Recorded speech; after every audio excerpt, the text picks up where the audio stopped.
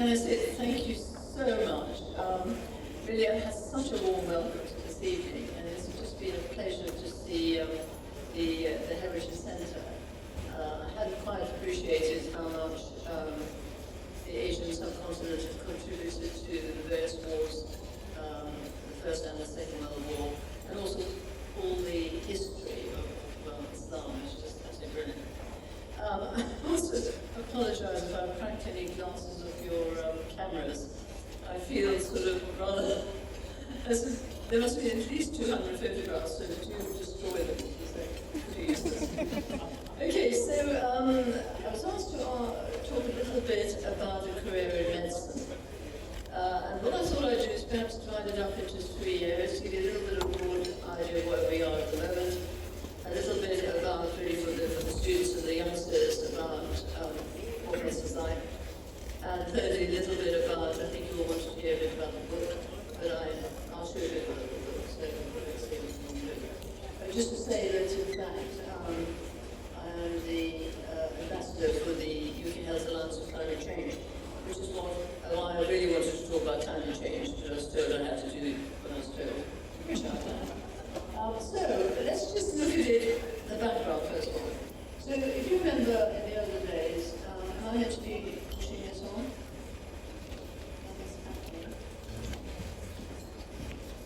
Are you doing this or am I doing it? You want to do it? It's pretty difficult then, okay, alright. And you haven't got a pointer? Yes. So, okay, so you will do it. So as you can see, if I have the first slide as well. If you look at the left-hand side, in the olden days, really a doctor had very little, we didn't have any medication or anything, but every time a patient was ill, the family was ill, the doctor was called, and gave you compassion, empathy, and altruism, and I hope we're still there at the moment. And then as you move on, again, you said that's the 18th century, again the doctor there waiting, possibly a little girl has pneumonia, and remember you have to wait for the crisis when everything lies, and then they suddenly started breathing again, and it all was usually about 10 days. But now we're in the area here, thank you, which really shows that our life has changed. Because now there's so much advancement in technology, in artificial intelligence, in robotic medicine, and sometimes I worry that we're looking at the computer more than the patient. And I think this is what's happening in this utilitarian world. We're forgetting the patient, trying to sort of do the best we can for the medic. But we do have some patient involvement. But I think with genomics and artificial intelligence, the life of the new doctor will be totally different from what it's been now. Thank you. Okay. Sarah Chandler, who was president of the Pediatric College, said in 1999 in an editorial, medicine used to be simple, ineffective, and relatively safe. It's now complex, effective, and potentially dangerous. And the corollary of that, of course, is that doctors have a greater capacity to do good, but the capacity to do harm is greater than ever. And that's where we are at this stage. Excellent. But we do live in a changing world, and it's going to be totally different from what you and I, some of the old ones, and I experienced. With the pandemic, everything has changed. We knew it was coming sometime. We weren't ready for it. And of course, we also applaud and thank the Asian doctors and ethnic minority doctors who had to play such a big part in the pandemic. But diseases are also changing. Not only have you got the long COVID from the COVID, the diseases are changing, investigations are changing, and of course treatments are getting enormously more expensive. And then of course, if you look around, particularly with me, the demographics of the population are changing, we're getting older. And as we get older, of course, we spend more money to actually keep people alive because we have multi-morbidity. And of course now with the immigration and the votes and so on, we've got endless diseases coming through. But I think the most important thing, which we just still haven't really got any idea of, is the impact of what climate change is going to do, and air pollution.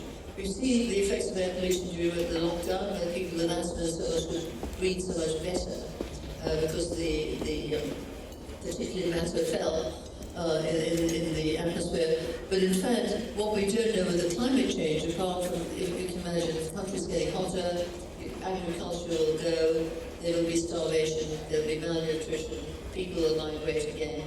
Water changes, if you have floods and so on, it's very easy for the safe water to mix with polluted water, so you get all waterborne diseases. But in fact, it's going to affect every single system of our body. And then the way we practice medicine's changed. So, for instance, I was a house officer, a junior doctor. We were on all the time. We might have left the hospital once in 6 months. Now, of course, we try to reduce the hours the doctors work and have shift work. And it's very much more multidisciplinary care. But of course, as I said earlier, we've got the AI and robotics coming in. Medical education styles are changing. It's very much more problem-based learning or team-based learning, which is another way of teaching medical students.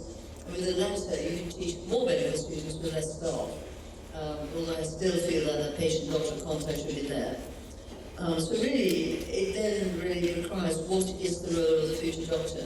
Because I think nurses are doing quite a lot of what we used to do, and things are changing, and we now work in teams. So we'll see what happens. So what is success? So what I've got here is a picture of all the great musicians. Now, I don't know enough about Pakistani and Indian music to have done this. If somebody can do this for me, I would very much appreciate it. But this was taken from Classic FM.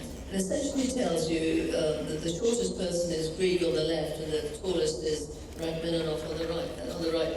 But each of them, however different they were, each of them had succeeded in their own way. They had different tunes, different ways of thinking, and they're all musicians. So success is really what you think success is, not what other people think success is.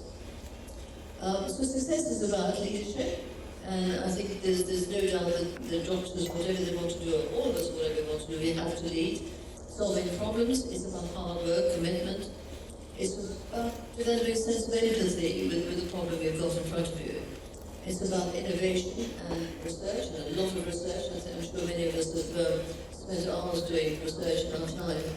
And of course, there's a broad education. You need to know what the people are like that you're going to be leading. But you've got to prepare for this. And if you fail to prepare, you will fail to succeed. And you've got to prepare. This is for the youngsters. Make sure you look at your curriculum and whichever job you're doing, however old you are, make sure this is appropriate for what you want to do. And you also want to make sure this is the job you want to do. And in fact, the girls, particularly myself, I always say yes, and I'm having to learn to say no. And what I normally do, even at my age, is say, do I really want to do that? And if I do, then I'll go ahead. Get a job description. Keep going. And always make sure you've got the required qualifications. In other words, if you're joining a charity team, which I've joined, I want to make sure that I'll be useful to them, really. Go and visit the same and get some interview practice. And there are different sorts of interviews we now have. We have the sort of the staged interview where you go from one group of examiners to another, which we use in the examinations. Many of us, I think, suffer through MRCP. I myself have examined so many. I hope I've passed the right ones. But it's more of a stage thing and more questions. Thank you. But of course, the most important thing, and I think I say this particularly to the girls, believe in yourself. Because you are credible, you have got credibility, and if you're doubtful, ask your friends. But you need all these items on your right. You need courage, you need patience, and remember, patience, don't be impatient. Things take years sometimes to develop. I mean, just to develop a drug takes 20 years, and it costs about 20 million. So you are patient, but you can get there. Resilience, a lot of resilience is being talked about in medicine. Are our junior doctors resilient enough? And of course, we have to have communication skills and collaborate with other people. So medicine is a difficult, stressful occupation, and you have the core symptoms that you have to do, the core work, the ward work, and outpatients teamwork. Then you have the other ones, such as you've got to be a teacher, you've got to be a manager, you've got to do administration. I mean, you've got to be a paragon of virtue to be doing all that.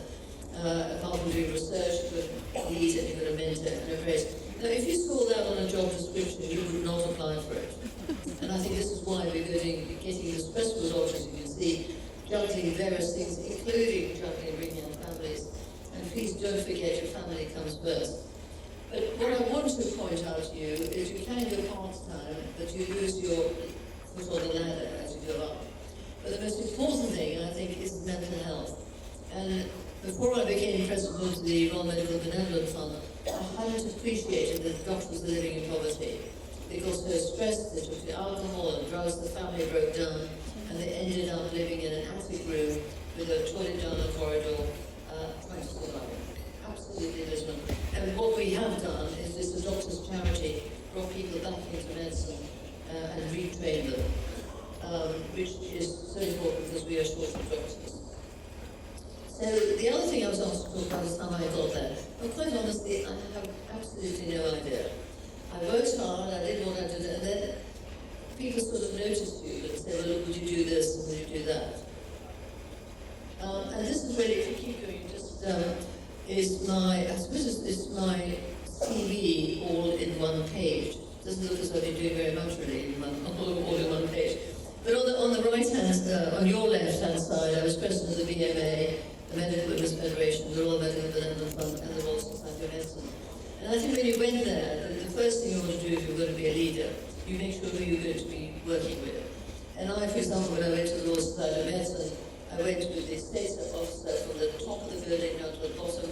I went to the kitchen, because I was actually entertaining people. And I went to the education centre, I talked to everybody, I talked to the porters. And if you go into a hospital, remember the first thing you want to do, shout at the porters, go see the pathology department, and then life will be easy, because you can then order your investigations.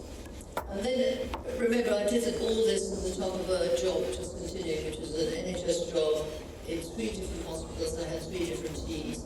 It was jolly busy, and obviously endoscopies and gastroenterologists and so on. In the centre, I did a lot of educational roles. You start off at the bottom, and you take on more responsibilities as you go. And then you suddenly find you're chairing committees. And then I decided that the gastroenterology was fine, but there wasn't any decent teaching method, so I started the MSc in gastroenterology. Then the College of Physicians, and Adrian, who's going to be following me, is his president of emergency medicine. I went as vice president of the senior centre, where I set up the education department, which was what I was interested in. I also set up the CPD online, and then did the associate director for international education, which again I'm very interested in.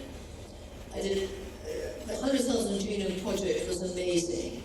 We got 100,000 genes from 100,000 people. But the important thing is that the results were fed back to the NHS and back to the patient. And we made some amazing, we actually helped so many patients about their future, their families in terms of genomics. And really also what they may well get. But that's getting quite good. Then I was made as a commissioner on the Medicines Commission. And then they made me vice president. And I said I would certainly do that, but on the condition I never took on the chairmanship. And of course, what happens 4 years later is if only I would say, Colin, would you do this? And I said, no, I don't want to do it. And then when somebody says it's your duty to do it, well, you sort of melt and said, well, okay.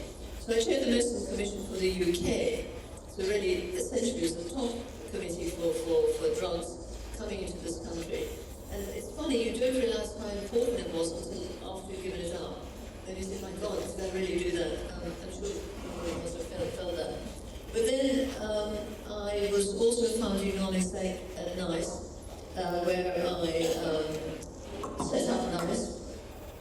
And that was exciting, empty sheets of paper. How do you do it? How do you get the population involved? And I remember, having edited, I had a red mark on most of the patient, most of the pieces of paper. But it's just exciting, trying to get the concept of cost effectiveness and clinical effectiveness, rather than Medicines Commission, which was safety, quality, and efficacy of medicines that we could give you all.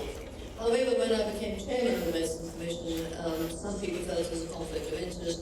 I didn't think it was really different, but for the sake of the perception of what it was, I resigned from NICE and carried on in the commission.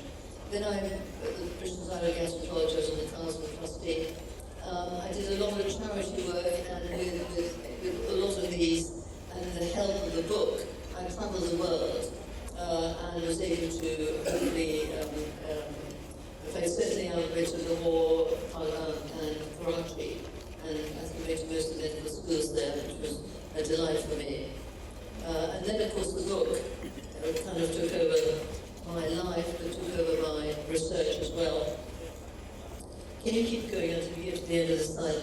So the reason for the book was that I was so bored with it is verbose writing, page after page, no relief, no fun. And they always said that you might consider giving this drug. But if I thought if I considered I get involved, I kill the patient.